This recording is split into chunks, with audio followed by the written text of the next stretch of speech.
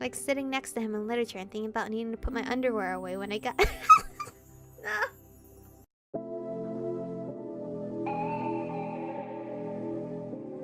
We're born in the moonlight. Ain't no fantasy. Can't breathe in the sunlight. Hello beautifuls, this is Aromie here, and welcome back to Changeling. We are here, and shall we follow William to make sure he's okay, or shall we leave him alone and mind our own business? We're gonna follow, because I'm a nosy girl. It might be kind of rude to follow, but I was a little worried. Okay, the music was kind of weird. My research wasn't going anywhere anyway. At the moment, it was just frustration. And as a club newbie, my own past wasn't the only thing I wanted to learn more about. I wanted to know more about the club, the other members, everything. I was a part of all of this now. I took a deep breath and followed after William quietly, ignoring the few other people in the hall and the way the two of them were huddled together, watching him and whispering. Though from an outsider's view, he did look pretty strange. I wasn't an outsider anymore, though. When I reached the spot where I'd first seen William, I checked all around just to be sure, but there was definitely nothing there that would have attracted attention. What was he doing then? I reached the other end of the hall and turned left as he had done. He was still ahead of me, made another turn. I trailed after him curiously. When around the next corner was a short hallway that ended just up ahead. There was an exit at the end of the wall, and William was standing in front of it, still staring at the ground. He was mostly turned away from me, but I could barely see his face. He looked troubled. I crept toward him worriedly. William? He didn't start or act at all surprised to see me when I spoke, as if he knew I was following. Michiko. There was no doubt he was upset about something. I wasn't sure what to say. My instinct was to try to lighten the mood, but I wasn't sure it was the right time for that. William, are you okay? Should I ask him that? Are you okay? I was pretty sure I knew the answer to that, and I was pretty sure it was no, at least based on the look on his face. But I didn't know what else to say. I mean, wait, hold on. I mean, what else other choice did I have? What are you doing here? Admiring the floor tiles. What are you doing here, maybe? There was nothing in the hall that I could see, just a dead end, empty space, but I definitely didn't want to assume everything was fine. He was standing there as if looking around at someone no one else could see, and given that I knew that feeling all too well, goosebumps rose in my arms, even beneath the jacket, just thinking about it. I was just, I don't want to pry. I really didn't, but I took a step closer anyway. The look on his face really bothered me. I just saw you early and something seemed wrong. Is everything okay? Well... He bit his lip as if still deciding what to say. He finally took a deep breath and looked directly at me. There's a spirit that's usually by the front entrance, but it wasn't there today. I thought it was strange, so I started looking around, and he trailed off. Is it possible it just means somewhere else? Well, I mean, I don't know anything about this. I mean, is it dead right in front of me and I can't see it? I guess you probably would have thought of that if that was the case. Stupid thing to say. This one wouldn't have moved. I don't think it could. It's not that uncommon for them to get bound to a particular spot. This one has been in the same place since I started coming to school here. So what do you think happened? If it didn't move, then why is he all the way over here? Maybe you're right. Maybe it just moved. That didn't make sense. He just said it wouldn't move away, and now he was suggesting it did. He was holding something back, and I didn't want to push further. It's dead. It's right here in front of me. I just can't see it. If he wasn't telling me, maybe he was just still uncomfortable with me. Hey, I was going up to the club room. Want to come with me? Alright. I was surprised he agreed so quickly, but he started away from the dead end, and I followed him. The stairwell was just around the corner. Neither of us spoke as we went up. The silence was so heavy. I wanted to say something, but I didn't know what. I wanted to ask more about what he'd been looking at, but I didn't think he was going to tell me. We reached the fourth floor hallway, and William stopped again, looking around the area. What's wrong? She's gone. Who is? I paused, realizing something felt off. Oh, the cold spot's gone. There had been a cold spot that was right at the top of the stairs. Normally it wouldn't be that weird that it was gone, but it was just always there. I'd kind of decided it was a ghost or something. I shot William a long look. He said she was gone. A second spirit that's gone missing. Ghost kidnapper? He ran his hand over the wall, a worried look on his face, and again I didn't see anything, but he definitely did. I think she was killed. A ghost was killed? What? We should go to the club room. I'll explain there. That's what I'm saying. They're killed. Someone's killing them. He walked quickly. Sorry, not quietly. I feel like something's in my eyeball. Quickly that way, and I followed behind him, glancing over my shoulder at the place where he had touched a wall. What on earth was going on? No one else was in the club room. William seemed to be deep in thought as he went towards the sofa. I followed him anxiously. William? I'm sorry, It's okay. I started to reach for his hand, but remember the way he got upset the last time I did that? I pulled back awkwardly. You said you thought she was killed. Destroyed is more accurate. Is that even possible for a ghost? I know it sounds strange, but it's possible, yes. But how? I mean, ghosts aren't really alive. Or were they? If not all spirits were the souls of dead people lingering around, then how could I say that for certain? I mean, they might not be scientifically alive. I didn't really even know what all the requirements were to be classified as living, but they existed. They had thoughts, feelings. Non-corporeal cryptics don't have physical bodies. It doesn't matter if it's ghost or an elemental of some kind, but they do have, well, you can think of it as being like a core of energy. The ones that have a stronger core are able to materialize or interact with the real world, like some of the ones that hang around you. He nodded. The ones with weaker cores can't usually show themselves, even to me. Usually I can just hear them. A lot of the ones that stick by me are like that too. The weakest one I can only barely hear, but I can't understand them. So, and this is just me making a guess, but if you can destroy that core, then that means they die, basically. The core is what holds their consciousness together. If you destroy it, they lose cohesion and fall apart. You think that's what happened to the one at the entry and the one at the top of the stairs? He nodded. Why though? There's evidence they fell apart. I think the one at the front was dragged away, then destroyed. I raised an eyebrow at that. Ghost core. I had no idea what that looked like, but it couldn't be pleasant. It's not pleasant. I gave him a long look when he said that. He did it again. It was kind of not really the topic at hand, but there's something I really needed to clear up. You know, I've been wondering this for a while, but you can read my thoughts, right? Caught you in a lie. His eyes went wide and he suddenly looked away awkwardly. I mean, I'm not mad. I just sort of noticed it. I don't read them exactly. I can hear them though. Sometimes, I mean, frequently. You project a lot. It's not uncommon. You do project a bit more than others. I try not to listen, but I'm noisy? I wouldn't say it's noisy. It's okay, I get that a lot actually. I'm sorry. For what? Overhearing what I'm apparently shouting at you? It's not your fault. And I mean, I'm sitting right next to you too, so it doesn't help. If you want, I can show you how to not project so much. Really?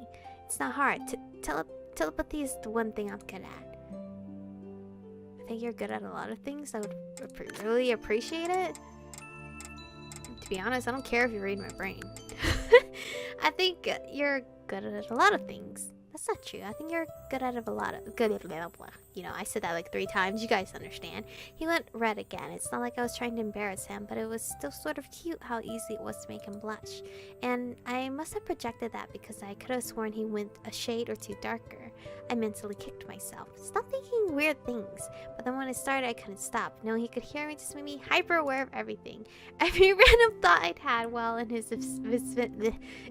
vicinity, like sitting next to him in literature and thinking about needing to put my underwear away when I got... Why?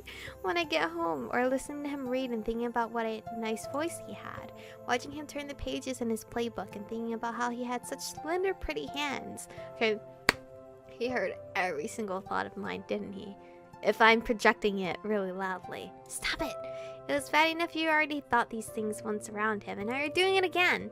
William was shifting uncomfortably and turning an almost alarming shade of crimson as the random thoughts flooded my stupid head. My own face was heating up as I tried to rein in the crazy. I cleared my throat. So, what could be destroying the spirits here at school? I don't know. There are some creatures that feed on them, so it's possible something dangerous washed in on the currents this year. The overflow would have started last week, though it won't peak until Samhain. Something dangerous, a drifter or something. But there could also be a person behind it, though I don't know who it would be. Is there any, I mean, the lady, guess, she defeats ghosts. Is there anything that can be done? I mean, once they've lost cohesion, is that it? I don't think there was a way to revive them. Well, shit, I was kind of sad. I mean, who would want to go around destroying spirits like that? The ones that had already died once. Why should they have to go through something like that again? And those that were just sort of born as spirits, what even happened to them after they were destroyed? Especially if the spirits didn't do anything, if they were just chilling there, I wouldn't bother with them. If they were a bad spirit, then I'm gonna like let them have their peace by just eliminating them, and hopefully then they can rest in peace and stop bothering us humans.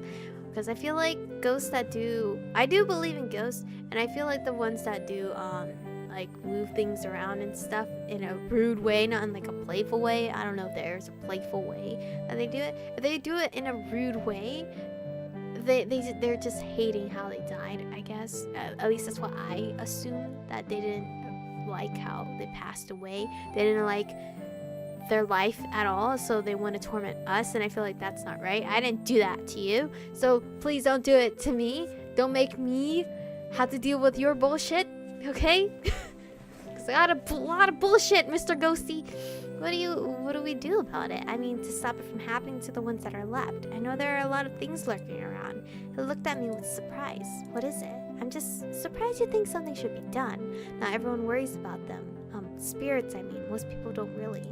Well, even if they're spirits, can you guys tell that the sun is coming out now? Because it's brighter. Even if they're spirits, even if they aren't human, they're still people, right? I mean, you said it yourself. They have a consciousness. If they have a consciousness, and that makes them people. I think, therefore I am, and all that. William smiled through a little sadly. That's how I see it too. Most people just don't feel that way about things they can't see. Even other people in the club. He was silent for a moment. Even other cryptics sometimes just see them as collections of energy, especially if they're not strong enough to manifest physically. That just doesn't seem right to me. You can see them. That's a good indication that they're real. I can see a lot of things these days that I couldn't see before. It's not like I can just pretend they're not there. My eyelashes in my eye. Oh god. I agree. It's just not often I find someone who feels that way. So what do we do about it? What? Wait, what? Oh, okay, I guess I had two sentences. I was confused. He was giving me that look again, like I'd surprised him, but when I asked about it, he just looked away again. Nothing. Somehow it looked like his face was a little red. Maybe we should ask Guess. She's Vilos' partner, right?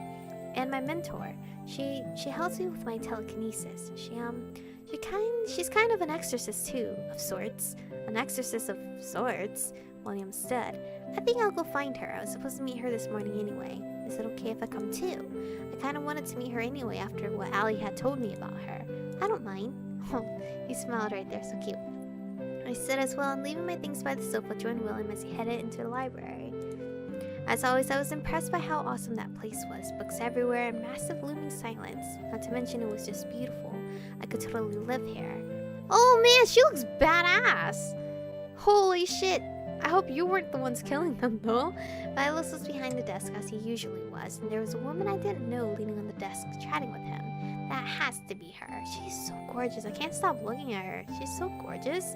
She didn't look at all how I expected. Not really very Asian-like. Rather, she just kind of had this totally normal look. Like someone you'd pass on the street and definitely never assume could beat up ghosts with a wrench. She looked up when we entered and grinned at us from across the room. Whoa, you're late, buddy. And who's your friend? Michiko Melody. Oh right, the new girl. Vilos mentioned you. Some kind of fae, right? Well, that's the theory. Look at you, all cute and tiny. My eye twitched slightly. I'm not tiny.